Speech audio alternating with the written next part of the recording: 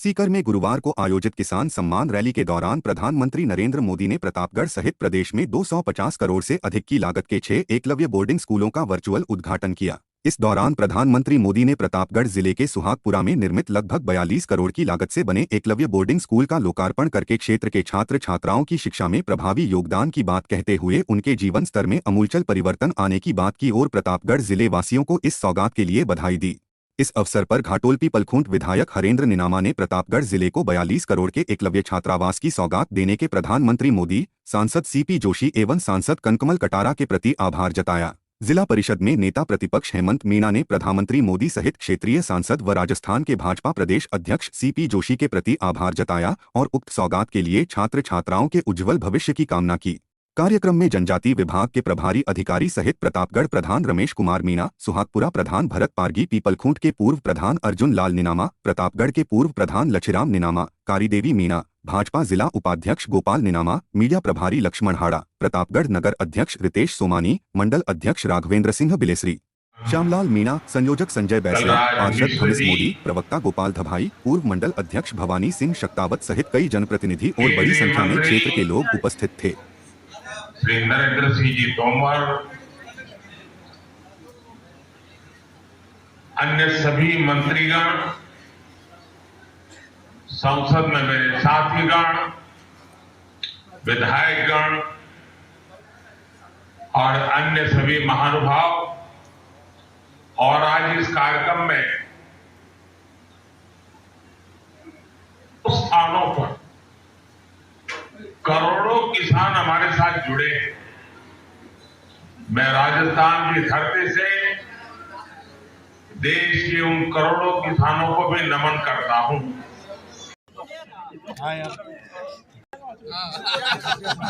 मुझे लगा आपको जिम्मेदारी लेके जाएंगे क्या?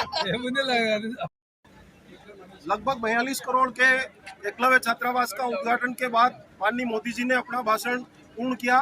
उसके बाद भारी संख्या में उपस्थित घाटोल विधानसभा क्षेत्र के माननीय विधायक भी हमारे साथ मौजूद हैं, हरेंद्र जी निनामा। उनसे हम निवेदन करना चाहते हैं कि वर्तमान में जो राजस्थान की स्थिति है, राजस्थान की स्थिति में अभी लाल किताब का वर्चस्व चल रहा है और दूसरा जो मणिपुर की घटना की वजह से संसद वर्तमान में नहीं चल रही है।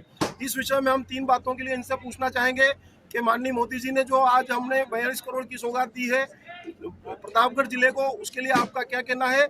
और दोनों बातों में भी विधायक साहब अपना प्रकाश डालें। माननीय हरेंद्र जी निनामा साहब, पहले तो आपको बहुत बहुत धन्यवाद कि आज का कार्यक्रम जो हुआ है और जो प्रतापगढ़ जिले को इस आदिवासी इलाके के अंदर जो करोड़ों रुपए की सौगात मोदी जी ने दी है, देश के प्रधानमंत्री जी ने, उनको मैं बहुत बहुत यहाँ की जनता की तरफ से बहुत बहुत बधाई देना चाहता हूँ कि आप पहले प्रधानमंत्री हैं जो देश में गरीब आदिवासी इलाके के लड़कों को पढ़ाई के लिए एकलव्य मॉडल स्कूलों का निर्माण करके एक अच्छी सुविधा देने का काम पूरे देश के अंदर किया है। इसके लिए मोदी जी को बहुत बहुत धन्यवाद देता हूँ। इसके साथ ही लाल किताब, लाल डायरी का मामला चल रहा है। इसके लिए राजस्थान की सरकार आपस में लड़ भी रही है और राजस्थान की सरकार और देश में संसद नहीं चलने देने के लिए विपक्ष जो हंगामा कर रहा है, उससे मेरा निवेदन है कि खाली मणिपुर में ही ऐसी घटनाएं नहीं हुई है।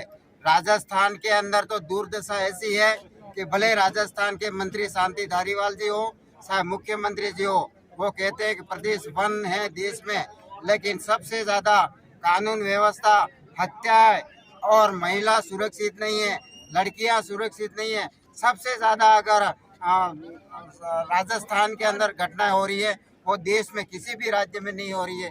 ये मेरा आपसे आग्रह है और इस तरह का हंगामा करना ठीक नहीं है।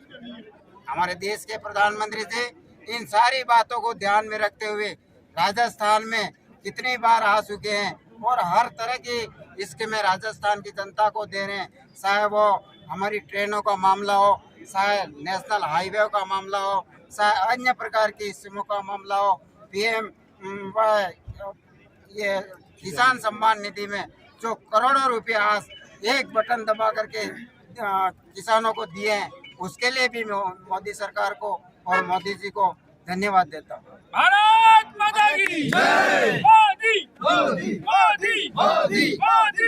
दी। बहुत बहुत धन्यवाद नीनामा साहब। तो ये थे घाटोल के विधायक माननीय हरिंद्र जी नीनामा।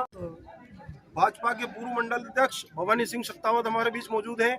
हम इनसे जानना चाहते हैं कि आदिवासी अंचल में जो एकलव्य छात्रावास बोर्डिंग मिला है लगभग 42 करोड़ की लागत का, इस विषय में छात्राओं को क्या सुविधाएं मिलेगी और लगभग इनको क्या फायदा इस एरिया को अंचल को होने वाला है, उसके लिए भवानी सिंह जी शक्तावत हमें इस विषय में जानकारी देंगे।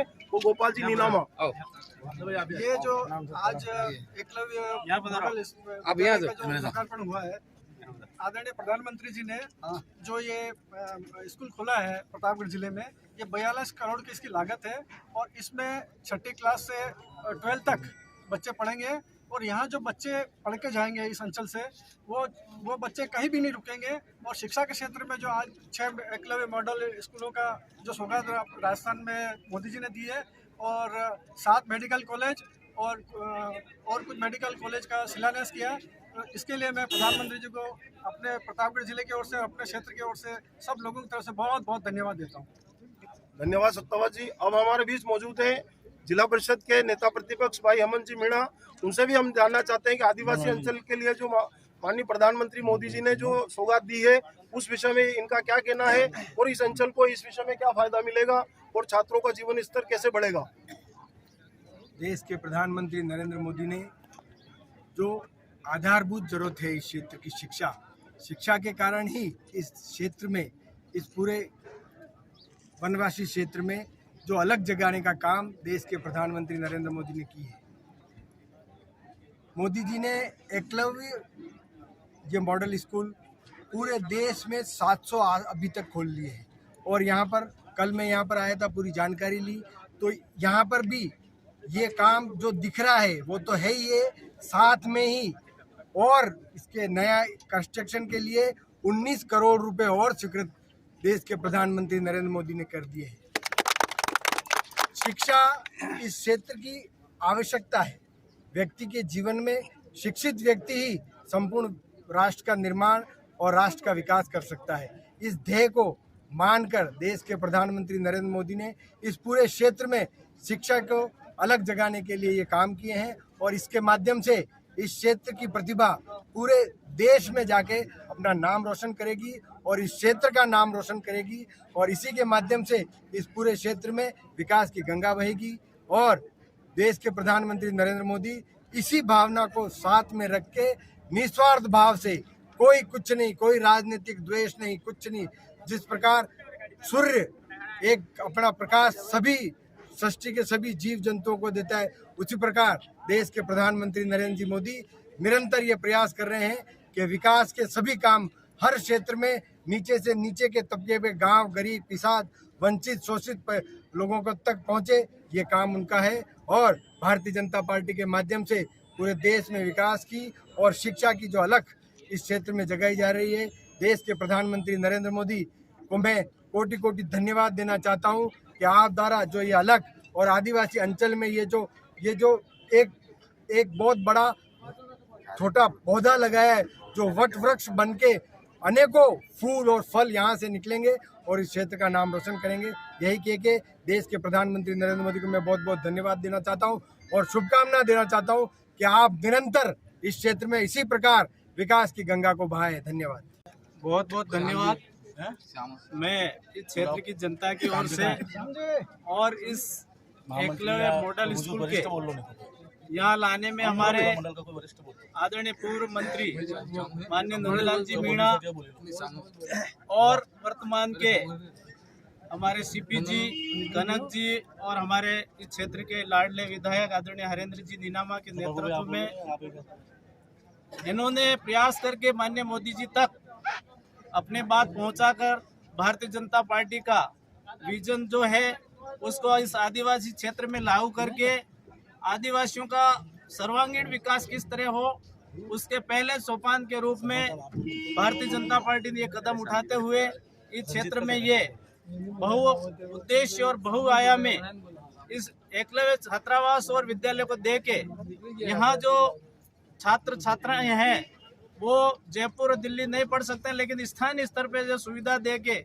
हम आदिवासी क्षेत्र के इस एरिया को भलाई के क्षेत्र में जो कदम मोदी जी और हमारे नेताओं ने उठाए हैं, मैं धन्यवाद देना चाहता हूं इस मौके पर कि आप निरंतर प्रयास करके भारत सरकार की जितनी योजनाएं हैं, आप हेमंत जी जो हमारे यहाँ नेता प्रतिपक्ष भी रहे हैं और प्रत्याशी भी रहे हैं, आप सभी के माध्यम से और भी हमारे काम आगे से आगे हो। इस मौके पर पधारे सभी जनप्रतिनिधियों का, सभी जनता का, सभी कार्यकर्ताओं का, उपस्थित अधिकारी और सभी पत्रकार बंधुओं का हमारी सबकी तरफ से मैं आप सबका पुनः धन्यवाद करते हुए अपनी बात समाप्त करता हूँ। जय हिंद, जय भारत। पहले तो मैं इस बात को सभी कार्यकर्ताओं से एक साथ कहूँगा कि एक बार भारत माता का नारा लगाए। भारत माता की जय, भारत माता की जय। आज हमारे देश के यशस्वी प्रधानमंत्री नरेंद्र भाई मोदी जी ने ये मॉडल स्कूल दे के यहाँ के जनता को, गरीब लोगों को, बच्चों को पढ़ने के लिए दिल्ली, जयपुर, अदर राज्यों में जाना पड़ता था। तो आज हमारे गरीब के किसानों के बच्चे हैं, जो भी जितने बच्चे हैं, वो आज हमें यहाँ स्कूल मिल गया है। तो 6ठी से लगा करके 12 तक बच्चे यहाँ पढ़ सकते हैं। और आप गरीब लोगों, भाई बहनों से, किसानों से, गरीबों से ये भी कहना चाहूँगा मैं, जितने भी हो सके इस साल एडमिशन बच्चों का नहीं कर पाया आप, अगले साल निरंतर ये एडमिशन चालू रहेगा। आप इनको एडमिशन दिला के अपने बच्चों का भविष्य सुरक्षित कर सकते हो। और जहाँ जो भी बच्चे पढ़ेंगे वो नौकरी लग के ही निकलेगा।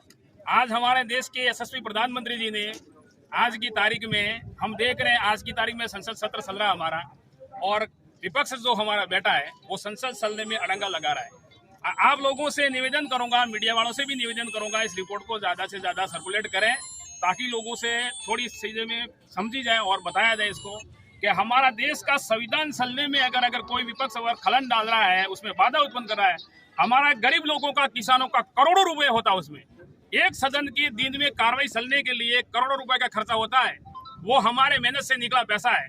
आपने, हम किसानों ने फसल बोई है, उस फसल का हम टैक्स देते हैं, रोड पे चलते टैक्स देते हैं, बस खरीदते टैक्स देते हैं, चांदी खरीदते टैक्स देते हैं, हर चीज का टैक्स देते हैं। और मैं तो यह कहूंगा कि विपक्ष के सोनिया गांधी और राहुल गांधी से ये पूछना चाहिए गरीब लोगों को आवाज उठा के कि हमारे 70 साल का टैक्स था वो आपने कहाँ छुपा के रखा। हम किसान हैं, मैं किसान का बेटा हूँ, मैं कह सकता हूँ मेरे पास लाखों बीघा जमीन नहीं है, लेकिन 10 बीघा जमीन है।